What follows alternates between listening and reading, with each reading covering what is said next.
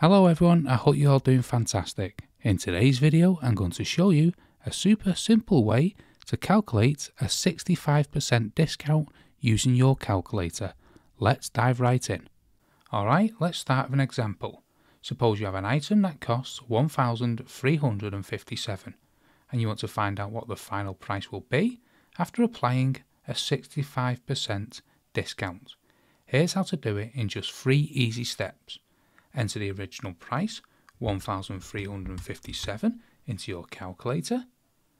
Press the multiply button on the calculator and multiply by 35. Now, you may be wondering, why do we multiply by 35? Let's break it down. When we're talking about percentages, the total is always 100%. A 65% discount means you are paying 65% less than the original price. So if you take 65% away from 100%, you are left with 35%. In other words, paying 35% of the original price means you are saving 65%. So by multiplying the original price by 35, then using the percentage button, you're effectively calculating a 35% off the original price, which gives you the final amount after the discount. So finally, press that percentage button and voila!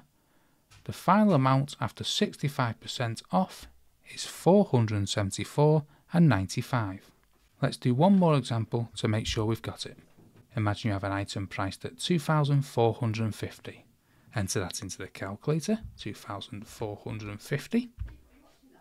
Press the multiply button, multiply by 35, and press the percentage button. So after a 65% off, the final price comes out to be $857.50. This quick method saves you time and ensures accuracy.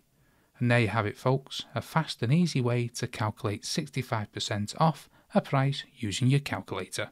If you found this video helpful, please give it a thumbs up and don't forget to subscribe to my channel for more quick tips and tricks. Thanks so much for watching and I'll see you in the next video.